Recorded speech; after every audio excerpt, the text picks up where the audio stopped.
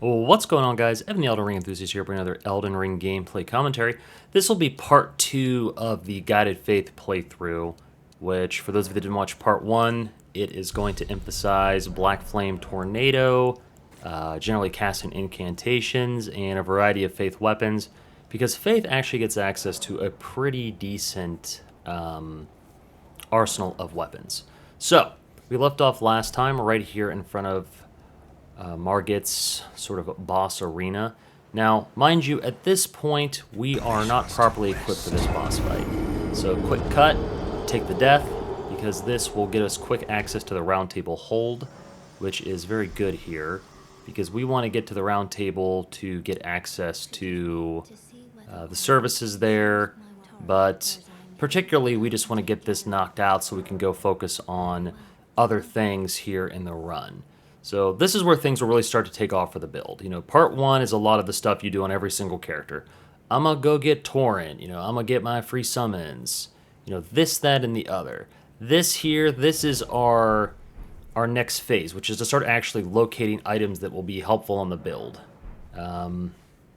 This is a mix of finding better and more viable weapons, because right now we're using essentially all placeholder gear that is so placeholder, in fact, that I'm not even really interested in using it.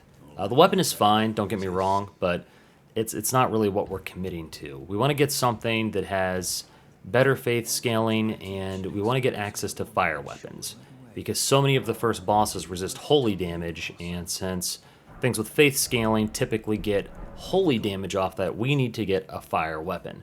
Like most players, we will get that through Flame of the Redmanes, but that actually won't be in this upload.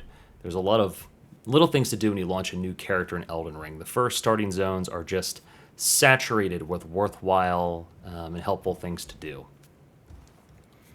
There's, of course, the blacksmith, but you could also have smithed at the smithing bitch in the church for some of your smithing levels, but ultimately this will be a character you spend a lot of time with as the blacksmith. He's also awesome. So, converting our weapon here to sacred damage, which you'll see, I'm making sure the overall damage is better for my faith scaling, and it is, but we're going to be going through split defenses now, because we're going to have to go through the enemy's physical resistance and their holy defense, which may get you a lower net damage depending on what you're fighting. But overall, I decided it was worth it, so I went ahead and took it. So we are off to Stormhill. Now, the first thing we want to grab out here is a better summons, better Spirit Ashes, because I am going to be using Spirit Ashes at numerous points in this run, because I can and because I enjoy them. I bring that up as to say I am aware that it is sort of contentious. Is using Spirit Summons, the same as summoning a Phantom? Are you sort of diminishing the challenge? That's up for you to decide. You could absolutely follow this guide and not use Spirit Summons and fight all the bosses straight on. One of the reasons I don't like to do that is I do think it slows down your progression unless you're, you've already gotten good, at which point you probably wouldn't be watching this guide unless you're just here for my my personality and my amazing voice. So, that said, what's sort of the impetus here to not use them for me? Well, none. I've already platinumed the game. There's nothing much else to prove. So at this point, we're a little bit lost. I have, across several playthroughs, developed kind of vague recollections of where things are, but sometimes I still have to pause, think in the moment of, like, where am I trying to go? What am I doing? So we're getting back on the path here. There is a ton of content we want to hit before the first boss, which is something I think all players should do, is just do as much as you can before you try to go up to Stormveil Castle, because the area is super cool. Might be one of the largest and best designed dungeons in all of the Souls series, in my opinion. But if you go there under-leveled or under-geared, I think you kind of miss out on some of the things that would be fun about it, because everything will just be so challenging that there's just no rush to get there, right? It's not going to go there, and you're going to have to beat the area anyway, unless you do a skip or you just kind of arbitrarily avoid it. So, once again, trying to hit all the graces we can as we go from zone to zone for the warping. That is another nice feature of being able to warp right from the get-go in Elden Ring, which, given the size of the world, you probably couldn't restrict warping like in other Souls games. In Dark Souls, I remember once you get to Anor Londo and get access to bonfire warping, it is one of the most just satisfying moments in the game, whereas in Elden Ring you've got it from the start, which is pretty awesome. So this is an world map boss here. You fight these guys a ton of times with different amounts of HP and damage, but the mechanics remain the same. They're fascinating. I don't think I've ever seen a boss like it where it's a ghost in a boat, which once again is fascinating, but there isn't a lot to the fight mechanically. You just kind of run around and hit and run. Make sure he doesn't drop the boat on you. Don't get overwhelmed by the skeletons. If you do enough damage to him and he doesn't die, he will teleport to another location, so you have to ride around and find him. I do enjoy the fact that he has like ghost water, because he's boating on land right now, which that's probably my favorite part of his mechanics. Like, dude, he is, he doesn't even need water for his ghost ship. Which, I get it, right? It's a ghost. So, anyway, he's down. He actually drops you a pretty good summon, which is these skeletons here. So what makes the skeletal ashes kind of fun is if they die, they take lethal damage, they just fall into a pile of bones, and provided you can pull aggro off them, they'll resurrect. And that's super useful for us. So taking this boss out will get us access to the Beast Clergyman, which is part of the Caelid experience, which is good, right? Because between Round Table and this, we've got, good mobility. Now, theoretically, you can reach the Beast Clergyman without going to the Round Table, because you can kill this boss, talk to this guy, get everything you need to go, but, Round Table just organically comes closer. So there is the Summoning Gate, which we're going to go to, because we want items out in Caelid neck of the woods. Most importantly, Radagon Soreseal, which we'll see towards the end of the video, but there's some other odds ends we'll get knocked out while we're out this way. Some of the things you'll see here, of course, once again, are optional and not necessarily the most beneficial thing to progression. There's a lot of ways you can spend your time in Elden Ring, and some will be more beneficial to you than others. The most beneficial thing you can do, provided you enter into a challenging area and you identify that you are doing reasonable damage, you can take hits without just sort of falling over because you actually have leveled vigor adequately, is essentially just to move on. Keep trying the fights, learn the patterns, and I usually say after a certain number of deaths where you just feel the frustration setting in, something seems wrong, it shouldn't be this difficult, it's time to go level or go do something else and come back. You'll probably find gear that is specifically tuned to that fight, or it's time to go hit the wiki and find what the boss is weak to, etc. I think that Elden Ring doesn't force you to get boss gated as much as the other Souls games, right? Which is kind of old news as it relates to this game's release, but at the same time I think a lot of players have argued that some of the boss design in Elden Ring doesn't live up to expectations, which to me is a really interesting conversation, because honestly, I don't necessarily enjoy Elden Ring bosses as much as I've enjoyed bosses in other games, but there's so many of them. You had to expect some re-rolls on the bosses, right? Like, all of them being a unique boss was just untenable. I mean, this game has more content than most AAA releases, and we don't even have a DLC, so generally, I've made my peace with the boss design. I do think the fact that these bosses kind of vary their patterns, there's less pattern memorization and more reactive gameplay and comfortability with like switching frame data, if you will. It doesn't really, that I'm less excited about, but overall still fine.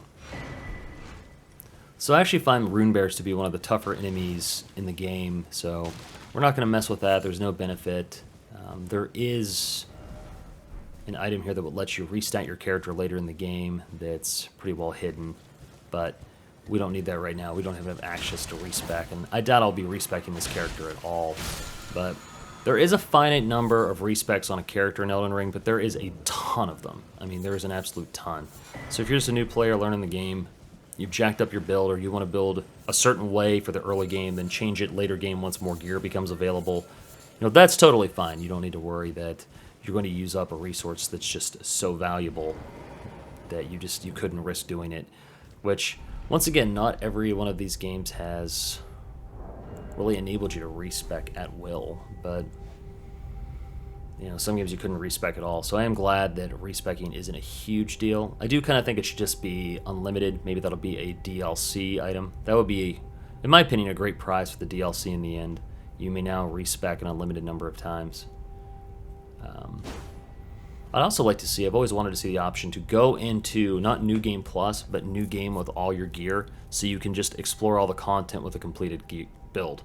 Because as it stands in all the Souls games in Elden Ring, aside from outright using like a trainer or cheating or something, if I want to, say, do a full run of Elden Ring where I use, let's say, Radagon's weapon, right? Spoiler, that's the final boss. If I use Radagon's final weapon, I'll either have to mule it over from another character and all the talismans I need and all the gear I need, and then level up to the point I have the attributes for it, or I have to go to New Game Plus where things are more challenging, which is fine. I mean, New Game Plus is always easier in Elden Ring than New Game is, in my opinion.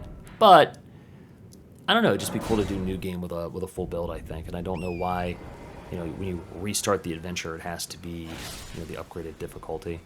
Why not just let people smash lower difficulty? They've already finished the game. They won't really be proving anything else. Also make it easier for content creators, I think, who want to do challenge rounds or other weird little things like that. But at this juncture, we have got a lot of what we need to start progressing the game, right? We've got, we are lacking a decent talisman. We are lacking a weapon. But we do have a lot of bonfires unlocked, graces to go where we need to go, and we're getting the foundation set up to make the run easier in the future, which is really honestly very, very valuable. It just takes a lot of time. Getting your initial graces and things to warp around later is maybe not the most exciting thing to watch, but it is a good use of the run's time. And once again, if you are watching these, I encourage you to have an Elden Ring map on you or to sort of pay attention to what's going on so you can hit as many graces as possible, so you don't have to re-ride to this, that, or the other just because you didn't hit it. Of course, at this point, we hit the third Church of Marika, which has, of course, the gateway to the Beast Clergyman, but also has, Sacred Tear and other things. It has, of course, our Physics Flask, which, for those of you who've never seen it before, new to this series, it lets you mix different ingredients to get different effects. So it's like a flask, but it doesn't stack with flask. It's on its own item on the hotbar, and you can mix different things in the physics. It's infinite use, 1 drink per bonfire, 1 drink per grace. So overall, a fantastic addition to the game. Some different things. There's one that lets you take a hit for free, like a bubble effect. There's some that give +10 to an attribute, restores half your HP, gives you faster stamina regeneration, gives you infinite FP or mana for a period of time. All sorts of neat little things. One that gives you a great deal of poise. One that lets you blow up on people or yourself, which is pretty cool. So, fantastic addition, and I honestly wish that it had been placed in a location that was likely to be found organically. So, like a lot of Souls vets, when this game first came out, I definitely had this premise, right? Like, I already know how to play these games, and I'm just going to go straight to Margot, who is, in my opinion, a very difficult early game boss, by Soul standards even. I'm going to go fight this dude, and, I didn't explore the other areas. I just kind of continually tried to beat that boss, and I eventually succeeded, but it was very time-consuming. I think, if I recall, the first time through, I did it with pairing, actually, if I recall. It's been a minute.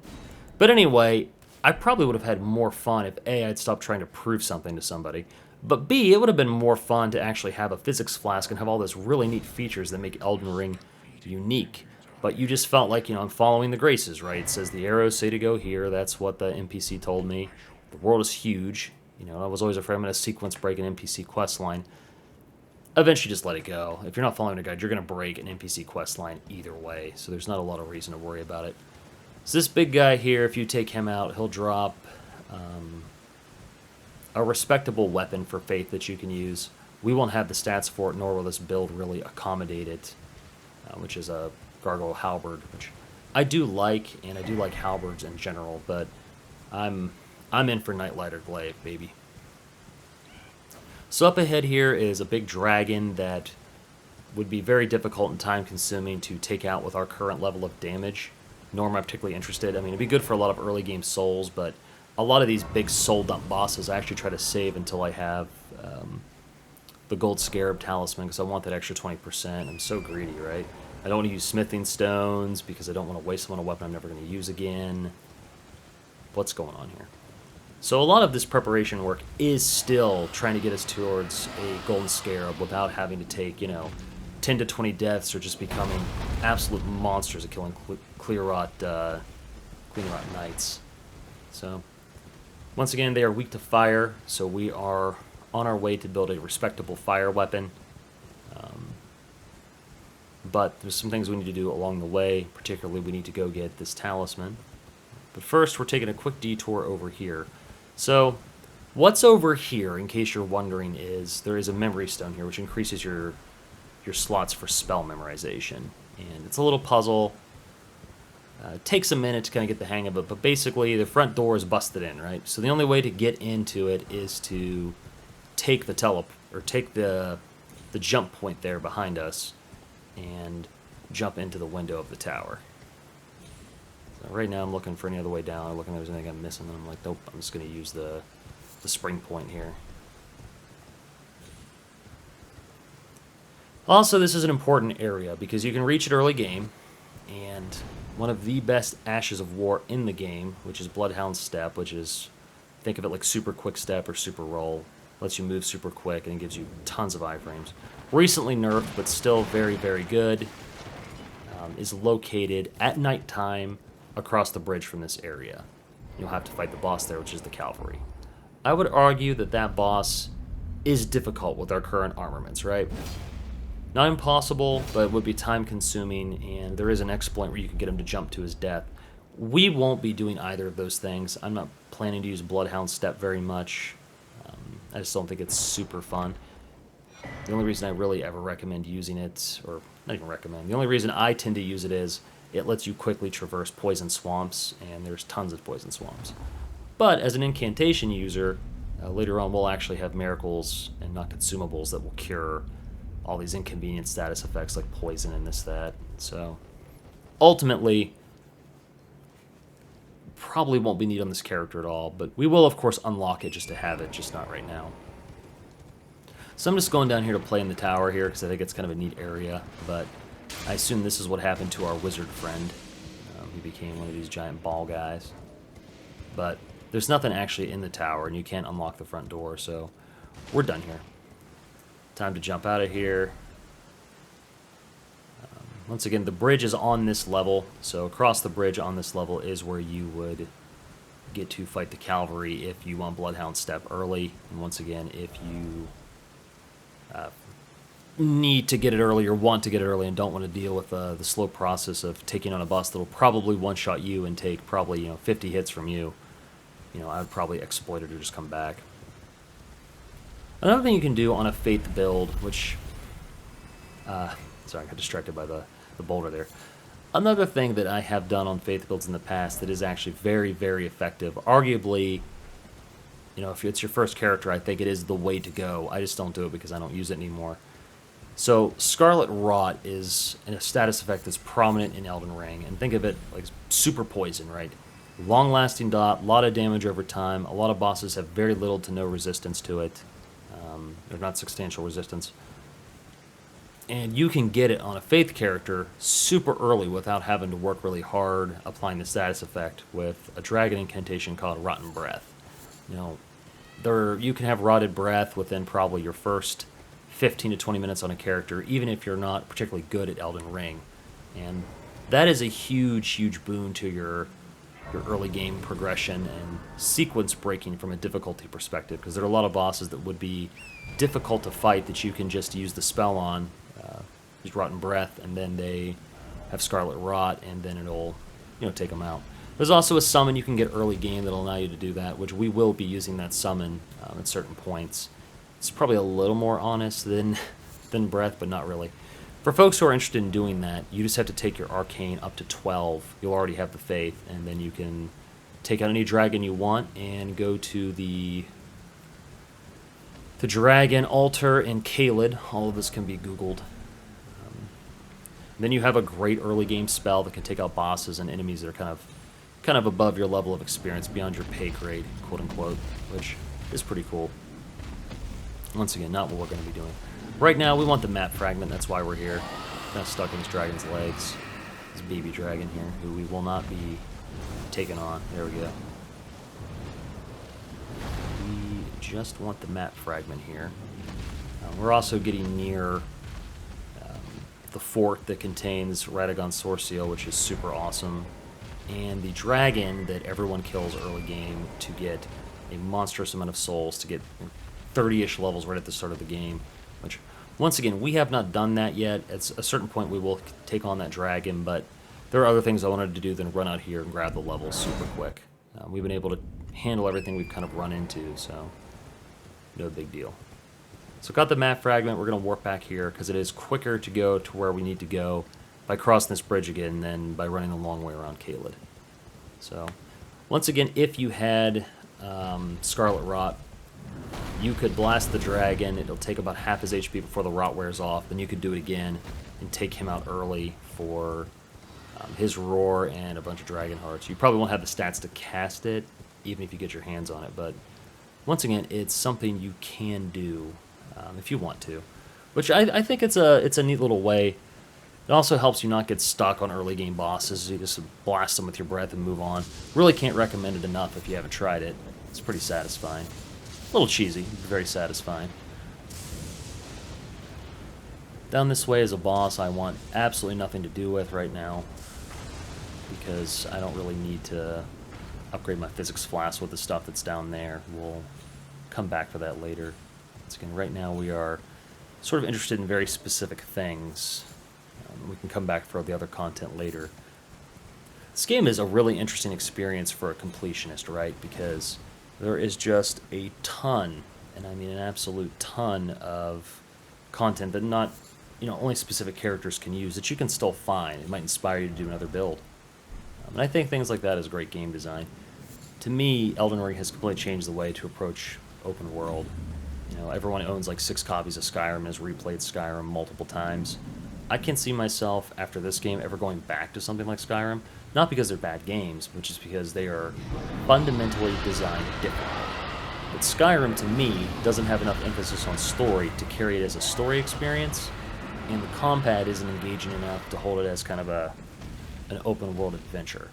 So, different games, they're not competing with each other, they're both fantastic games, also made at different times.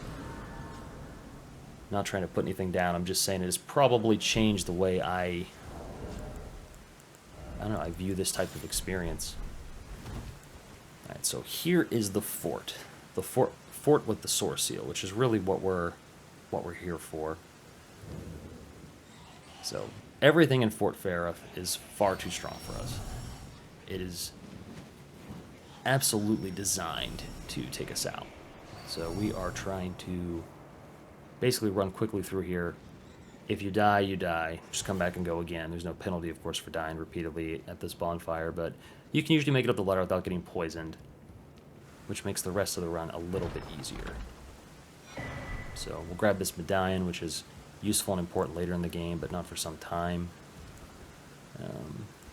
This is a neat little area. You'll have enemies spawning in at the fort, none of which you actually have to deal with right now. The run-through approach is definitely the way to do this. So down we go. This is the hole you want. There's plenty of enemies that are going to rush you here. Jump. Perfect. It's probably easier if you keep the torch out, but I did not. Come down here. Now, I like to try to make it back out alive just kind of for fun, but it would be much easier just to take the death here and respawn at the bonfire outside. I'd be out, 500-ish ruins? Not a big deal. But it looks like we are going to make it back up the ladder. I recorded this a couple days ago from the time I'm doing the footage, so don't necessarily remember if I make it out alive. I think I do. Oh, also, you'll never see me consume ruins on a playthrough, golden ruins, because I like to leave them on the character in case I want to mule them over to a friend so they can get some quick levels or whatever. I can even mule them to my own characters. I've never done that, but over 2 completed playthroughs on 2 characters, collecting as many runes as I can and never consuming them, I probably have enough to fast level myself into a really decent spot on a new build, which, I don't know, that can be kind of fun. So Definitely, definitely the reason I don't consume them. And this is the last thing we're going to do on this upload, is we need to take out the Tree Sentinel, because he drops a worthy in-game faith weapon that is also useful and viable early game. So I recommend summoning the jellyfish. You don't need to. You can slowly pick them apart just by hit and running on your horse, or you can even fight them up close and personal if you want. I definitely think it's easier if you just get the horse and get the jellyfish, both of which are not gated behind any sort of difficulty. And he is susceptible to poison, and the jellyfish will poison him, which just really speed things up, because you only have so many windows where you can really trade with this guy, particularly on horseback. Slowly picking them apart here. It's very much like a hit and run type strategy, right? Run away, run back in, and smack them. If you're doing it on horseback, which I actually think is a kind of a fun way to fight him, you can dismount and roll most of his attacks, and just watch out for his overhead slams and things like that. But anything with AoE is probably the most dangerous part of him, in my opinion. But you don't get a lot of enemies that are sort of on horseback throughout the game, especially in the later half of the game, where Torrent, basically, the whole horse thing I think kind of gets... I could have done more with it later in the game. The fact that you can't use the horse for the final boss fight, I think, is at any stage, is actually a huge letdown. But anyway, you'll see he is poisoned now, so I don't really care if the jellyfish dies at this point, as long as the boss is poisoned. Now more of the same. There's other exploits you can do to take this guy out. You can jump on top of a building and watch him ride around you in circles where you hammer away at his HP. It's a little bit quicker if you're comfortable going into melee range and trading blows. But once again, jellyfish, total lifesaver here. Jellyfish also very effective against the Morgott, which is another great way if you're stuck on him as an early player to knock it out. Of course, at this point, this video is several months in the game's release, many months in the game's release, so most folks have obviously cleared that. But man, I remember the first week, everyone was kind of wondering, like, what's the easy way to get through this, because this sucks. One more blow and we should do it, or the poison will do it. Last choppy chop. And that will get us the golden halberd. Once again, a worthy ingrain weapon. You could upgrade this and ride this all the way. Just about every weapon can be ridden to the end of the game, but this one is just such a strong choice that's readily available. So anyway, that is essentially it for this upload. Next time we will finish out rounding out our early game kit, and we'll start taking on additional content. If you enjoyed this content, give me a like and a comment, maybe a subscription, so I kind of know what people are into. Thank you, and everyone take care.